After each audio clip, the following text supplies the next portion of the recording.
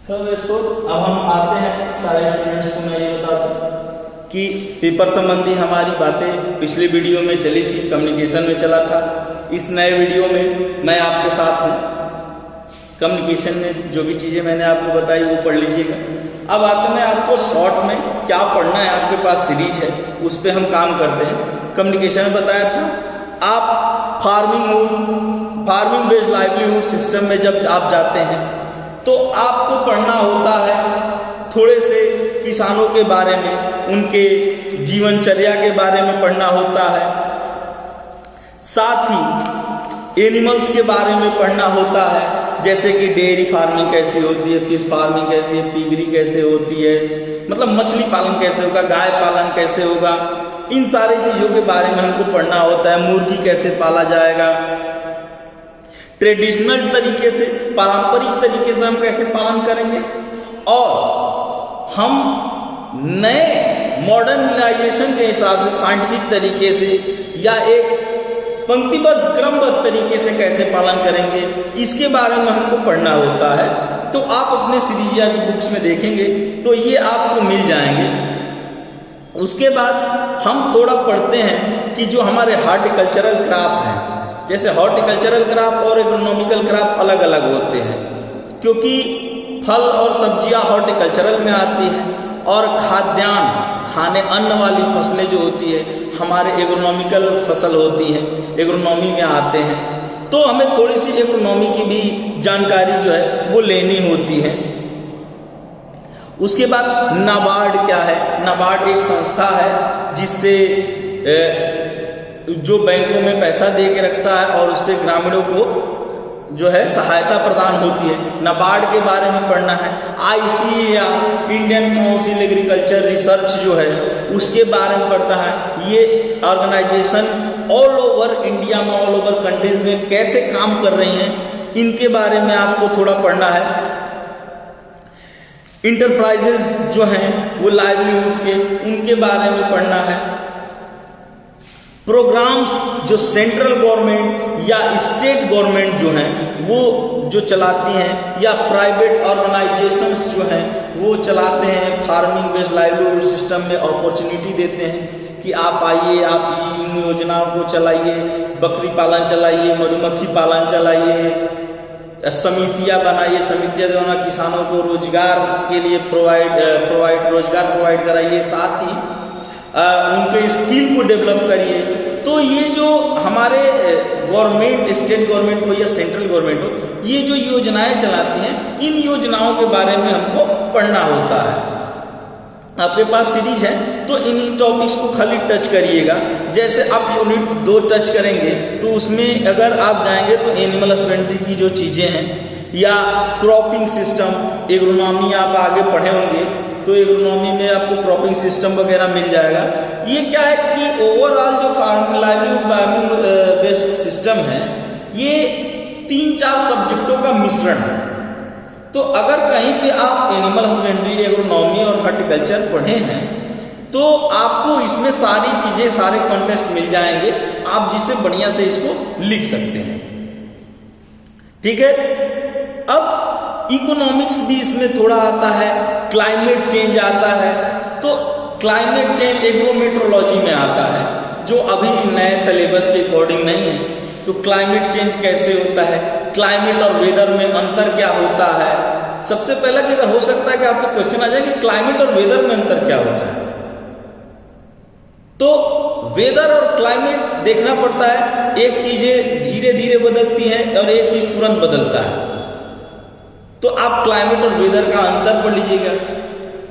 Change कैसे होते हैं इनके, ये देख लीजिएगा।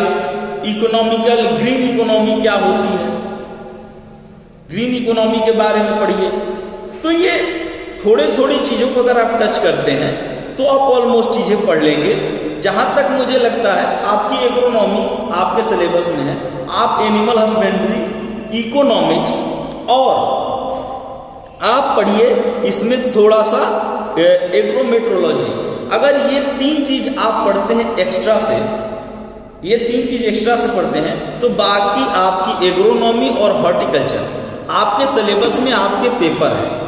मैं उस पर अभी आऊंगा जस्ट। अब आता है रूरल सोशियोलॉजी और एजुकेशनल साइकोलॉजी।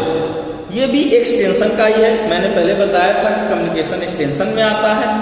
तो इसमें क्या बताना है कि ग्रामीण समाज होता कैसे है, ग्रामीण समाज क्या है। तो ग्रामीण समाज प्रकृति से बंधा होता है, प्रकृति से लोग मिले होते हैं। तो आप तो ग्रामीण समाज के बारे में पढ़िए कि ग्रामीण समाज है क्या, इसमें कौन आता है, कम्युनिटी क्या होती है, सोसाइटी क्या होती है। सोसाइटी और कम्युनिटी के बारे में पढ़िए। गांव में रिचुअल्स क्या होते हैं, गांव वाले किस चीज पे डिपेंड रहते हैं। जैसे गांव वाले ज्यादातर ना कृषि पे डिपेंड रहते हैं, प्रकृति पे डिपेंड रहते हैं। गांव में नियम क्या है, एक गांव के लिए क्या नियम होने चाहिए, किस भूभाग को ही गांव बोला जाएगा, कैसे एरियाज रहेंगे जिनको हम गांव बोल सकते हैं।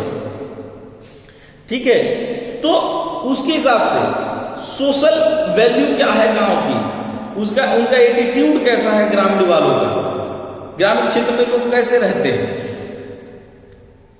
ग्रामीण क्षेत्र में हम क्या नहीं कर सकते हैं, क्या कर सकते हैं, हम कैसे समुदाय से आते हैं।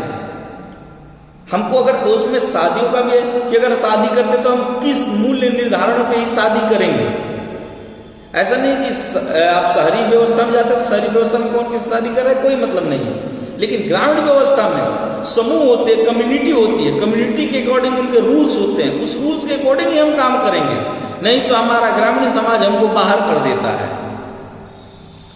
तो हमको ग्रामीण समाज के बारे में पढ़ने हैं, उनके डिफिनीशन पढ़ने हैं, उनके रोल पढ़ने हैं कि क्या उनके रोल हैं, उनके प्रसार शिक्षा क्या है, प्रसार शिक्षा का स्कोप क्या है, क्या इंपॉर्टेंस है, क्यों प्रसार जरूरी है। देखो, चाहे दुनिया में कोई भी काम हो जाए, बिना प्रसार के उसकी जानकारी किसी को नहीं होगी। एक से एक रिसर्च होते हैं, जैसे कोरोना में दवाई बनी, कोरोना की वैक्सीन बनी, तो उसको अगर बना के किसी ने अपने पास रख लिया होता तो पूरी दुनिया को पता नहीं चलता कि कोरोना का दवा बना है। तो उसके लिए आता है एक्सटेंशन, प्रसार आता है, और प्रसार ही उसको फैलाता है, प्रचार करता है कि भाई ये चीज बन गई है और इसको आप यूज करिए। तो उस प्रसार को कैसे किया जाए, क्या तरीका। जैसे कोई आदमी कोई अच्छा भी काम कर रहा है और उसको आप नहीं समझ पाते तो गलत कॉन्टेक्स्ट में जब लेके जाते हैं तो लोग क्या कहते हैं कि ये आदमी गलत है, जबकि वो गलत होता नहीं है, प्रचार करने का तरीका गलत होता है। आप प्रचार सही तरीके से करेंगे तो बुरी चीजें भी अच्छी रहेंगी, लेकिन अगर आप प्रचार सही चीजों का भी गलत तरीके से करेंगे तो अच्छी चीजें भी गलत हो जाएंगी। तो प्रचार करने का तरीका क्या होता है, उसके क्षेत्र कैसे कैसे हैं, आखिर में हम इस प्रसार को कृषि में कैसे यूज करेंगे। जैसे नई नई वेराइटियां आती हैं या कोई रोग आता है, कोई गवर्नमेंट अपने स्तर से प्रचार करता है। एक लंपी डिजीज आया था आपके उसमें पशु में, गाय में, तो उसके लिए सरकार ने बड़े स्तर पर प्रचार करवाया, वही प्रसार है। और उससे लोगों को शिक्षा मिली कि हमको ये प्रिकॉशन लेने चाहिए, नहीं तो हमारा जानवर बीमार पड़ जाएगा।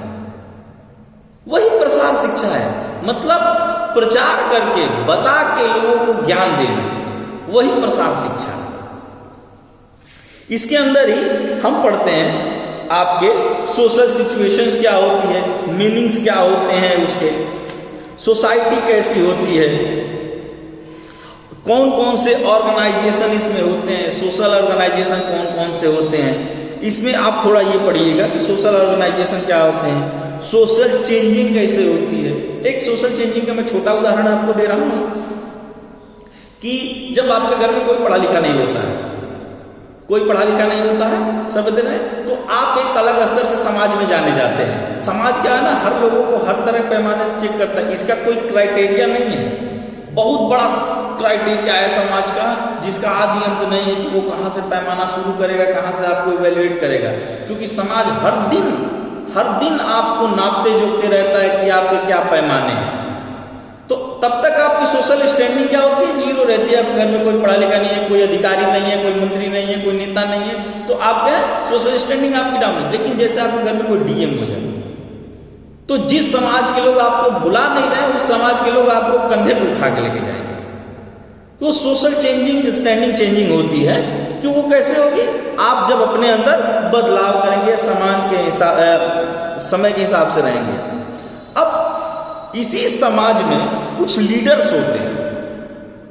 अब लीडर भी इसमें होते हैं, तो लीडर कई टाइप के होते हैं। एक फॉर्मल होता है, इनफॉर्मल लीडर होता है। फॉर्मल लीडर कौन होता है, इनफॉर्मल लीडर कौन होता है? जैसे आपके जो नेता मंत्री आप देखते हो ना, ये इनफॉर्मल लीडर होते हैं। इनकी कोई अस्थायित्व नहीं रहती है कि ये अस्थायी हैं, ये बदलते रहते हैं। एक होता है फॉर्मल लीडर, जिसको लिख के मिला है कि वो लीडर है, वो होता है जिले का डीएम। जो डीएम होता है वो फॉर्मल लीडर होता है, उसके एक कहने से सारी चीजें जिले में चलती हैं। वो इनफॉर्मल लीडर को भी मना करने का हैसियत रखता है। तो लीडरशिप क्वालिटी कैसे इंप्रूव की जाए? आखिर एक लीडर होता क्या है, लीडर का काम क्या है, इन सारी चीजों पे आपको पढ़ना है। आपकी सीरीज में या आपके बुक्स में ये चीजें मिल जाएंगी, आपको ये चीज पढ़ना है, ठीक है। पर्सनालिटी कैसे होनी चाहिए एक लीडर की, इसका स्कोप क्या है। साइकोलॉजी, लोगों के बारे में समझना। साइकोलॉजी क्या है कि जैसे आप किसी की भावनाओं को कैसे समझ रहे हैं, किसी के बिहेवियर को कैसे जज कर रहे हैं, उसके लिए आपको सामाजिक जानकारी होनी चाहिए, आपको व्यक्ति की जानकारी होनी चाहिए, तब आप किसी की साइकोलॉजी को समझ पाएंगे। हमारे शब्दों से किसी को अच्छा लग रहा है कि किसी को बुरा लग रहा है, उसकी समझ होनी चाहिए। इंटेलिजेंसी पे एक्चुअल में ये कैसे काम करेगा, आपकी इंटेलिजेंसी पे काम करेगा कि आपकी बौद्धिक क्षमता क्या है। बौद्धिक क्षमता अगर रहेगी तो ही आप उसको देख पाएंगे। इसके टाइप्स क्या होते हैं, इंटेलिजेंस कैसे इफेक्ट करता है लोगों को, कैसे कोई इंटेलिजेंस इफेक्ट करता है। आप ना अगर चतुर हैं तो आप किसी को बेवकूफ बना के काम करा लेते हैं, अगर आप नहीं हैं तो लोग आपको बेवकूफ बना के काम करा लेते हैं। आपको 100 रुपए का काम करा के और आपको अगर 10 रुपया दिया जाए तो ये उसकी इंटेलिजेंसी है। तो इंटेलिजेंसी क्या है, इसका उपयोग क्या है, एक्सटेंशन इसका हम कैसे एग्रीकल्चर में उपयोग करेंगे। एग्रीकल्चर में क्यों उपयोग कर सकते हैं कि अगर ये इंटेलिजेंसी बढ़िया है तो हमारे कई ऐसे किसान हैं जो बहुत ज़्यादा पैसा लगा के खेती करते हैं और रिटर्न्स उनके उतने नहीं आते हैं। तो हमको उनको ये बताएं कि आप अगर इस विधि से खेती करते हैं या ये मटेरियल यूज करते हैं, ये सीड यूज करते हैं, इतने ही आप खाद यूज करते हैं, इतने उर्वरक यूज करते हैं, तो आपके कॉस्ट कम आएंगे, आपके प्रोडक्शन ज़्यादा होंगे, आपको प्रॉफिट ज़्यादा होगा। उस लेके हम काम करेंगे। टीचिंग और लर्निंग प्रोसेस होता है। आप जब जाते हैं प्रसार शिक्षा में तो आप कभी कभी सिखाते हैं और कभी कभी सीखते हैं। जब आप जाएंगे ग्रामीण क्षेत्रों में तो आप सिखाते भी हैं और सीखते भी हैं। तो इसके बारे में आपको इस सोशियोलॉजी में पढ़ना है कि टीचिंग और लर्निंग प्रोसेस क्या होता है। जैसे गांव में कुछ लोग हैं, गांव में 3 तरह के लोग होते हैं। एक जो बातों को सुनता है, सुनने के बाद तुरंत अप्लाई करता है। दूसरा जो बातों को सुनता है, सुनने के बाद समझ के तब अप्लाई करता है। और तीसरा जो सुनते ही काट देता है, बाकी बेकार चीज है, इसको करना ही नहीं है, फालतू है। 3 तरह के लोग होते हैं। तो आपको उनके साथ सीखना भी होता है और सिखाना भी होता है। लर्निंग एंड टीचिंग प्रोसेस होता है, ठीक है।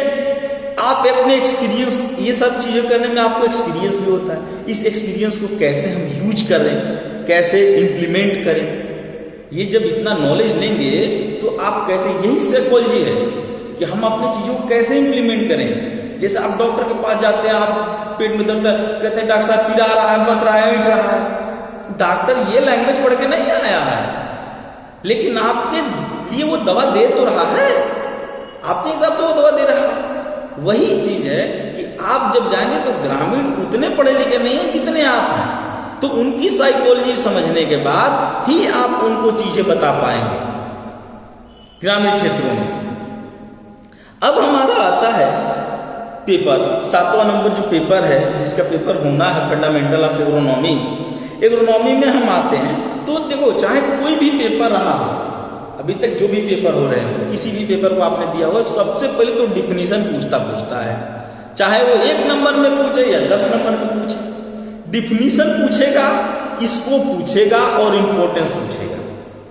डिफिनीशन, इंपॉर्टेंस और स्कोप, DIS जो है वो पूछेगा ही पूछेगा। डिफिनीशन हर पेपर में पूछेगा, चाहे वो 2 नंबर में पूछे, चाहे 10 नंबर में पूछे, चाहे 5 नंबर में पूछे, ये कंफर्म है बाबू कि पूछेगा ही पूछेगा। उसके बाद आप जब इसमें पढ़ेंगे तो एग्रोनॉमी बेसिकल क्या है, सस्य विज्ञान है, ये खेती से ही जुड़ी हुई है। इसमें हम लोग सिखाते हैं कि प्रोसेस आखिर खेती होता कैसे है। तो आपके पास अगर सीरीज और किताबें हैं तो उसमें देखिएगा सबसे पहले खेती। तो खेती करने के लिए सबसे पहले जिस चीज की जरूरत पड़ती है, सामग्री। हम खेती डायरेक्ट करने नहीं चले जाते हैं, हमको पहले व्यवस्था, किसी शादी करना हो तो शादी डायरेक्ट करने थोड़े जाते हैं, पहले प्रोग्राम बनाते हैं ना, तब जाके खेती शादी करते हैं। तो वैसे ही हमको ये करने के लिए पहले जरूरत क्या पड़ेगी, तो हमको बीज की जरूरत पड़ेगी। तो हम सीड के बारे में पढ़ेंगे, सीड के बारे में पढ़ना कि सीड क्या होता है, कैसे होता है, उसकी डिफिनीशन क्या है। सीड पढ़ने के बाद उसका जो इकोलॉजी सिस्टम है, जो उसका एटमॉस्फेयर है, उसको पढ़ेंगे कि कैसे एटमॉस्फेयर में कब लगाना चाहिए, कब नहीं लगाना चाहिए। उसके बाद हम पढ़ेंगे टीलेज के बारे में। टीलेज मतलब भू परिष्करण। भू परिष्करण वो होता है कि जमीन के अंदर जो भी खोद खाद होती है ना, जो हम लोग जुताई गुड़ाई निराई करते हैं, वही भू परिष्करण होता है। तो उसमें कई प्रकार के भू परिष्करण होंगे, आपके प्राइमरी सेकेंडरी होंगे, उसके अंदर भी भू परिष्करण, जीरो टीलेज भी आता है, बिना जुताई खेत की बुआई। तो टीलेज के बारे में पढ़िए। मोस्टली चीज क्या है कि टीलेज, सीड, ये आप दो तो प्रॉपर पढ़िए, और मैंने अभी DIS बताया, DIS के बारे में पढ़िए। टाइमिंग, टाइमिंग क्या है, बुआई की टाइमिंग। ऐसा नहीं है कि आप नवंबर में गेहूं की बुआई होती है, दिसंबर में आप ले जाके उसको मार्च अप्रैल में बोइए। हमारे 3 ही फसल होते हैं, रबी, खरीफ और जायद। ये तो याद रखिएगा, बहुत लोगों को याद नहीं होगा। तो रबी, खरीफ और जायद ये याद रखना है, एग्रोनॉमी में मोस्ट इंपॉर्टेंट चीज है कि रबी कब चल रहा है, खरीफ कब चल रहा है, जायद कब चल रहा है। अभी जो मौसम आपके चल रहे हैं, अभी गेहूं और आलू की जो बुआई होगी, ये हमारा रबी का सीजन होता है। इससे पहले जो धान कटा है ये खरीफ का होता है, और खरीफ और रबी के बीच का जो समय होता है, मार्च और जून में जो समय होता है, ये होता है जायद का, जिसमें हमारी दलहनी फसलें लगाई जाती हैं। इसको याद रखिएगा। उसके बाद आप मौसम के बारे में पढ़िएगा। टीलेज आपको विधिवत पढ़ना है बाबू।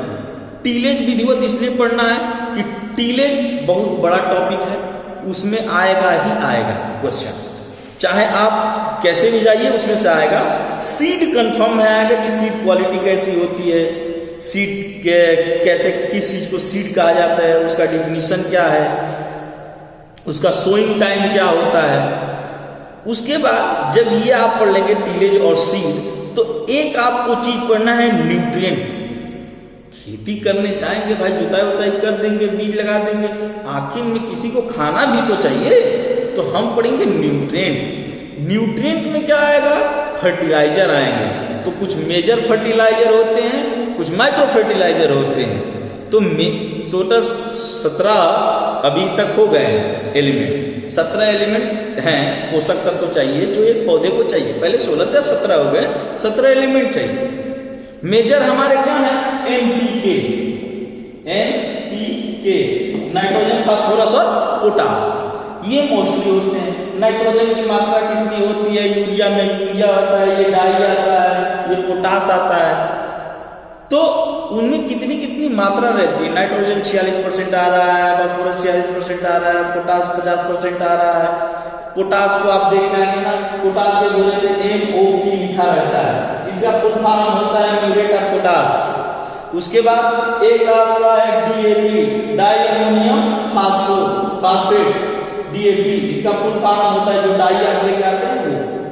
तो इन फर्टिलाइजर्स के बारे में पढ़ना है। कुछ मिक्स फर्टिलाइजर होते हैं, कुछ कंपाउंड फर्टिलाइजर होते हैं, कुछ मेजर फर्टिलाइजर है। तो इनके बारे में पढ़ना है कि कैसे हम फर्टिलाइजर दें और कितना दें, प्रति हेक्टेयर या प्रति हेक्टेयर कितना दें, इनके कितने परसेंटेज देने चाहिए हमको। न्यूट्रिएंट के बारे में पढ़ना है। न्यूट्रिएंट मैनेजमेंट जो है एक्चुअल में आपको ये पढ़ना है।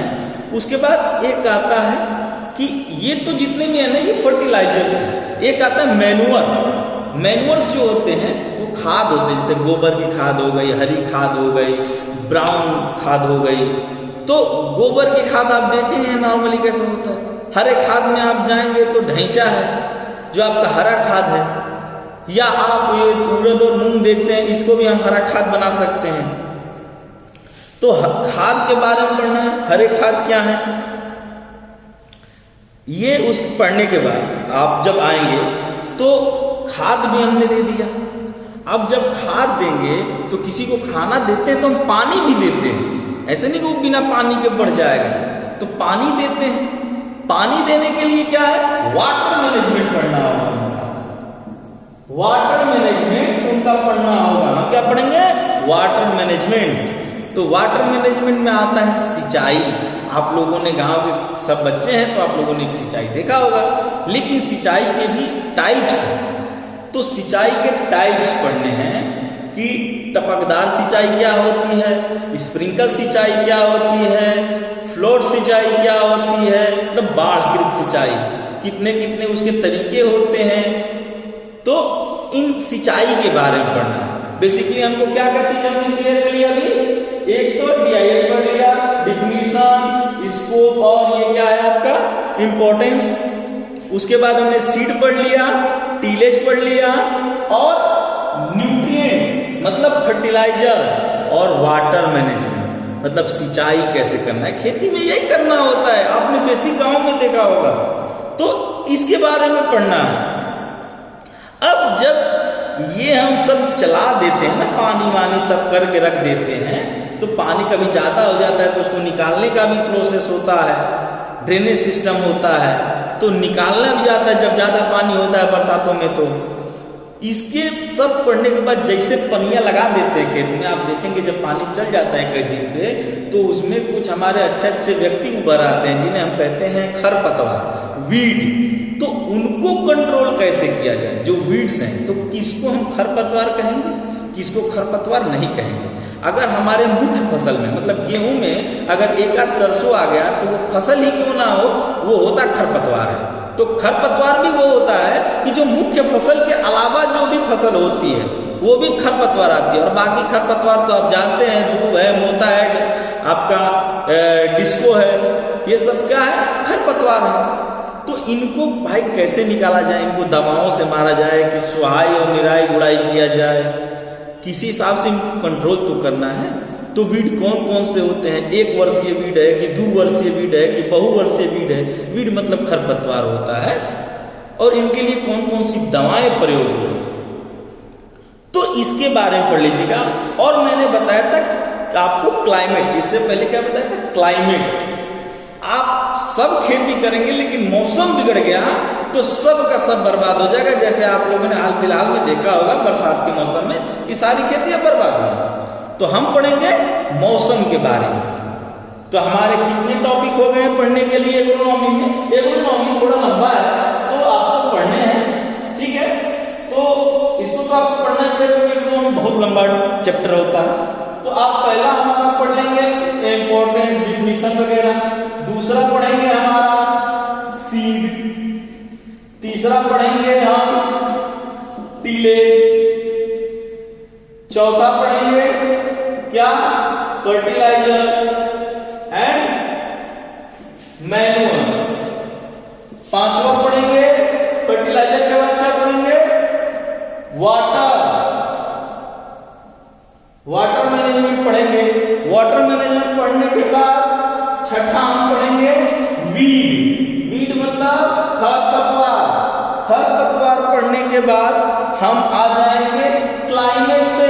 सातवां हमारा क्लाइमेट पढ़ेंगे हम।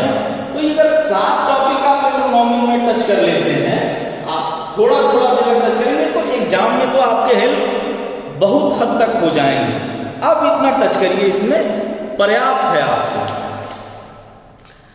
अब आते हैं हम अपने सॉइल साइंस में, जो सॉइल साइंस का आपका पेपर होने वाला है। तो सॉइल साइंस में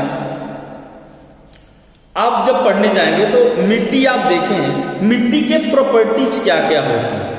आप सॉइल प्रोफाइल देखेंगे कभी गूगल सर्च तो आपको दिखाएगा सॉइल प्रॉपर्टीज, अलग अलग तरह के लेयर्स में आपको सॉइल मिलेंगे। अलग अलग लेयर में। सॉइल प्रॉपर्टीज में आपको अलग अलग लेयर्स मिलेंगे।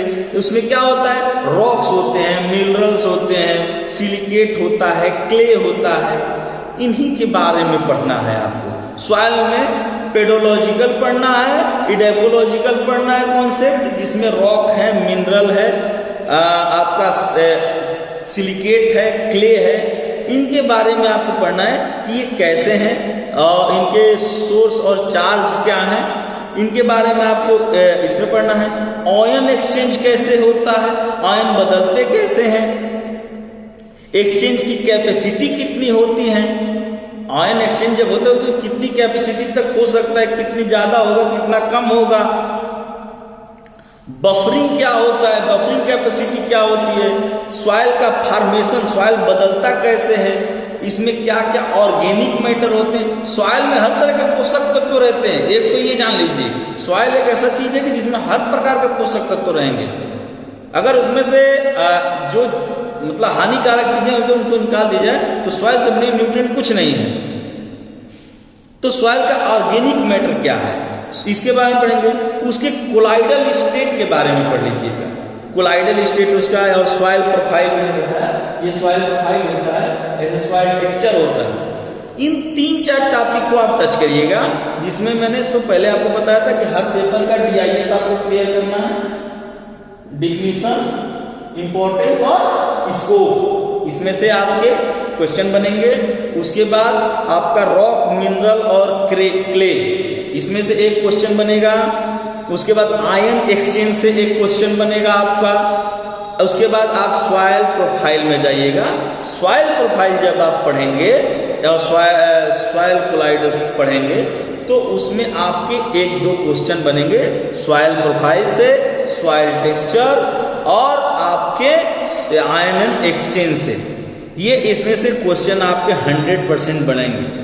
अब इस सॉइल के अंदर टेम्परेचर होता है, नॉर्मल चीज है कि कितने टेम्परेचर, कभी ये गर्म होता है, कभी नम होता है। तो नम कब होगा, जब इसके अंदर मॉइस्चराइजर रहेगा, पानी रहेगा। तो कितना % इसमें पानी है, मॉइस्चराइजर पढ़ लीजिए थोड़ा सा।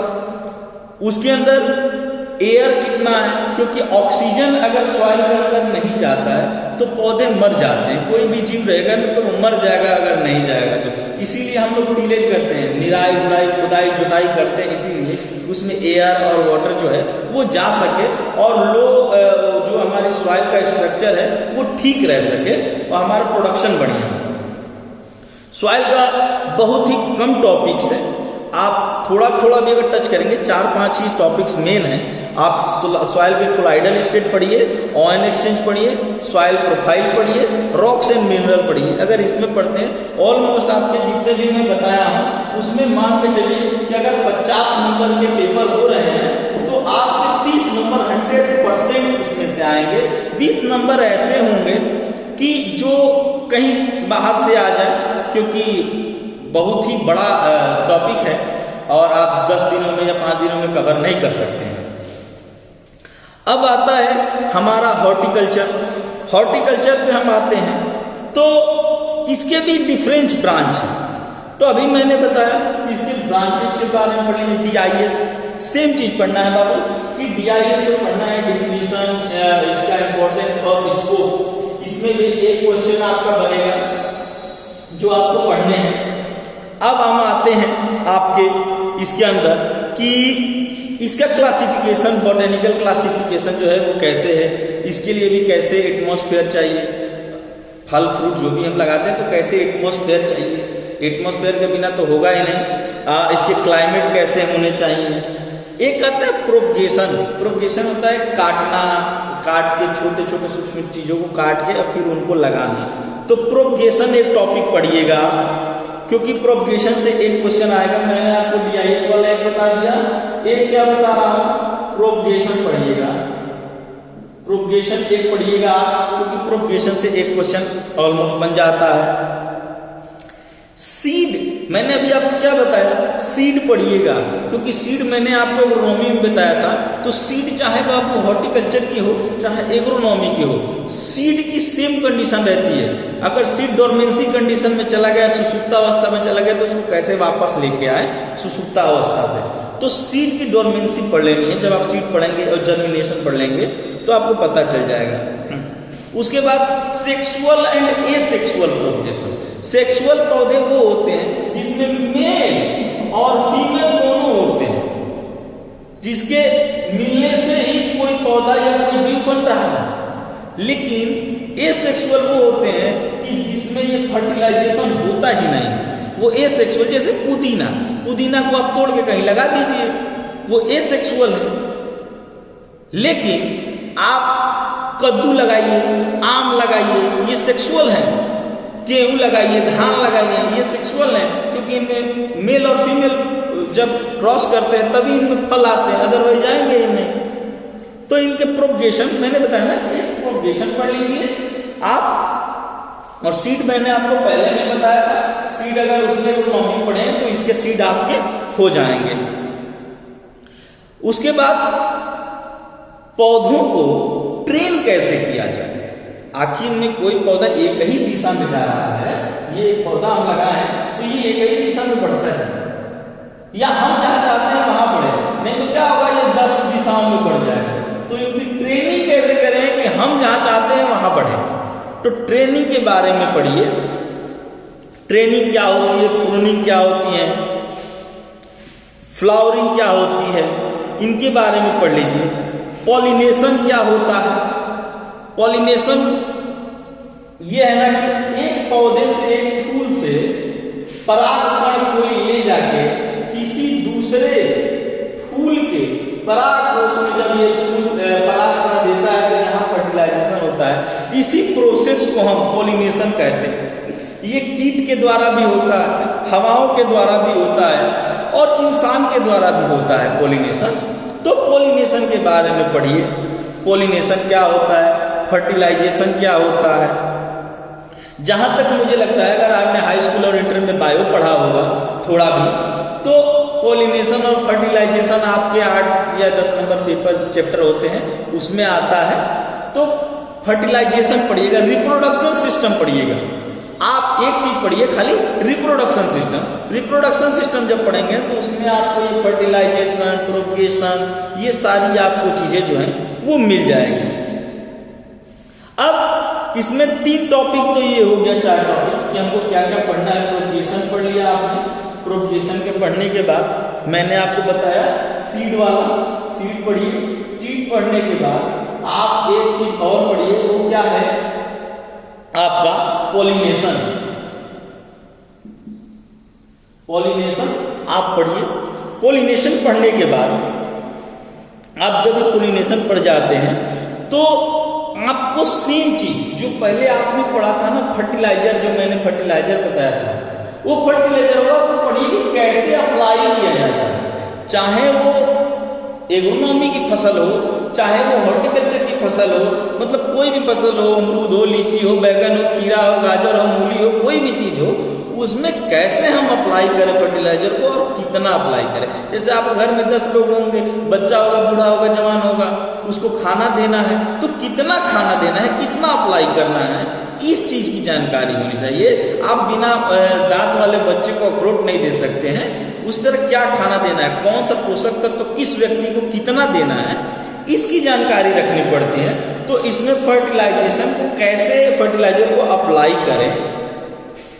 उसके बाद सेम चीज कि पानी भी आपको देना है। तो इसमें पानी देने के तरीके अलग अलग होते हैं, क्योंकि ये बड़े वाले पेड़ होते हैं, इसमें छोटे वाले भी पेड़ होते हैं, तो इनके अलग अलग तरीके हैं पानी देने के।